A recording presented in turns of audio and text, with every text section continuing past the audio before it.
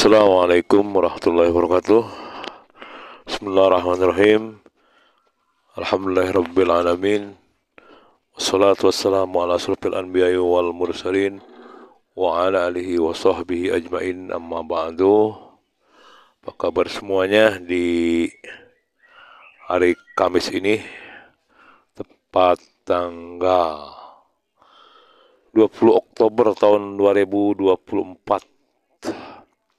Alhamdulillah, semoga semuanya tetap dalam keadaan sehat walafiat, tak kurang suatu apapun.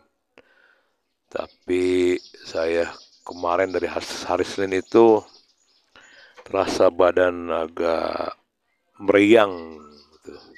Sampai hari Rabu ya meriang, sedikit mual, kelayangan, pusing. Tapi alhamdulillah di hari ini sedikit berkurang. Jadi ceritanya ini waktu hari Minggu ya kemarin itu habis main bola sorenya, biasanya nggak mandi tuh, mandinya hanya setengah tuh dilap. Tapi kemarin mandi dengan air dingin sehingga jadi mual tuh, jadi pusing gitu, kayak masuk angin, dan akhirnya di krik tuh sampai merah. Oke, jadi harapannya buat semua ya tetap sehat walafiat. Yang masih dalam keadaan sakit semoga cepat sembuh ya. Yang masih dalam kesulitan semoga dipermudah, dan yang masih keinginannya belum dikabul semoga dikabul oleh Allah Subhanahu wa taala. Yang hutangnya masih banyak semoga lunas ya.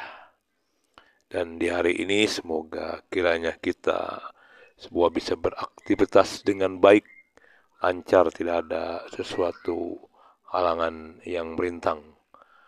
Amin amin ya Allah rabbal alamin. Itu harapannya di hari ini, tepat tanggal 20 Oktober tahun 2024. Ini hari Kamis ini kalian nih. Hari Kamis ya. Hari Kamis lagi, sorenya malam Jumat lagi ya. Teman semua nggak berasa udah 3 menit mau nih, dan sekarang mau malam Jumat lagi.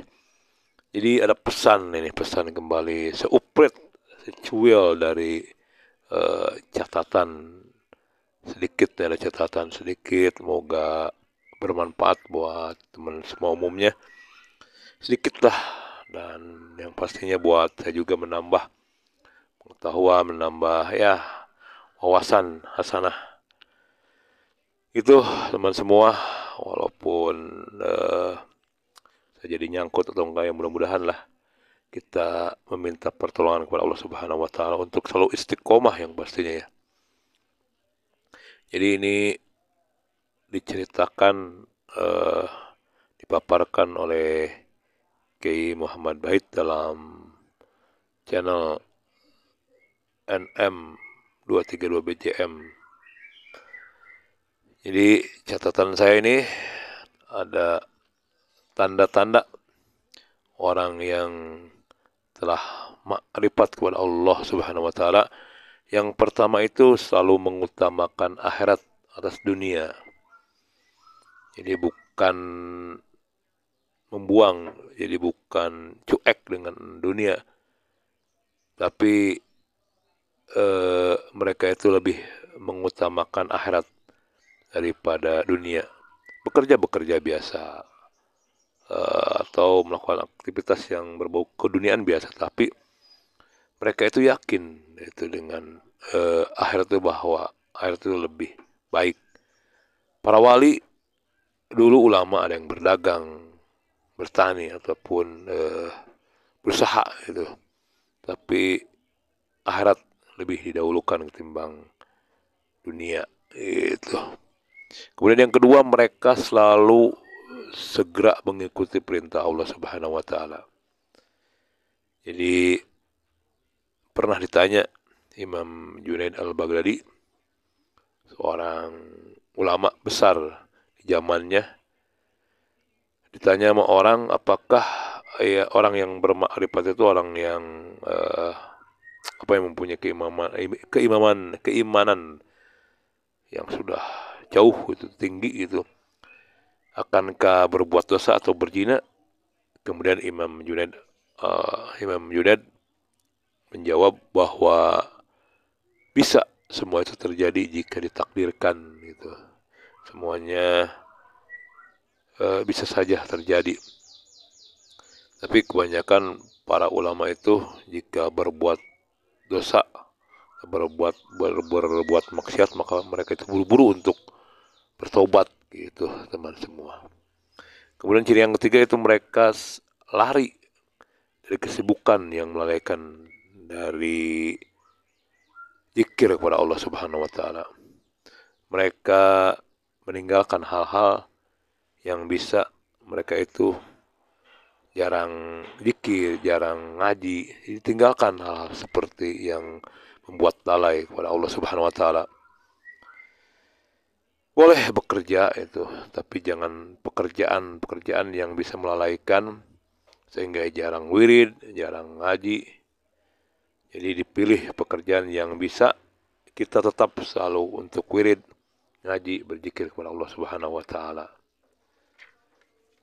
Kemudian Allah berfirman, ya ayyuhalladzina amanu la tulhikum amwalikum wala auladukum an dzikrillah wa may yaf'al dzalik fa ulaika humul khasirun.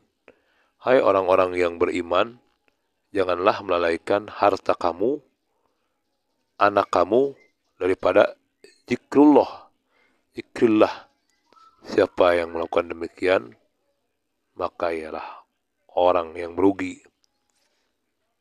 Jadi Allah itu tidak melarang kita itu banyak harta. Allah itu tidak melarang banyak anak. Tapi jangan sampai harta dan anak itu bisa melalaikan kita dari Allah Subhanahu wa taala. Nabi Sulaiman itu kaya, orang paling kaya itu di dunia. Tapi Allah tidak marah. Kenapa? Karena Nabi Sulaiman itu dengan hartanya banyak, Nabi Sulaiman itu tidak lalai kepada Allah Subhanahu wa taala. Kemudian Nabi Muhammad pun demikian, suka banyak anak gitu. Karena Nabi Muhammad pernah bersabda bahwa nanti di yaumil kiamah itu Nabi Muhammad bakal berbangga-bangga karena umatnya yang banyak gitu. Kemudian yang keempat, ciri dari orang yang makrifat itu selalu sedih, berduka cita jika ia luput dari ketaatan. Seperti ia luput dari sholat berjamaah, mereka tuh akan merasa bersedih itu, luput dari mengikuti pengajian, luput dari hal-hal yang menjurus kebaikan itu mereka jika ketinggalan merasa rugi itu. Kemudian ciri yang kelima itu gembira. Hatinya selalu tenang jika berzikir kepada Allah Subhanahu wa taala, tentram, damai. Jika mereka gundah dengan berzikir, mereka menjadi tenang. Kemudian yang keenam, ciri orang yang makrifat itu selalu kasih sayang bagi makhluk Allah Subhanahu wa taala. Jadi jika melihat orang-orang yang berbuat dosa, orang-orang yang menyimpang itu, orang yang makrifat itu selalu menegurnya dengan cara yang baik, cara yang halus.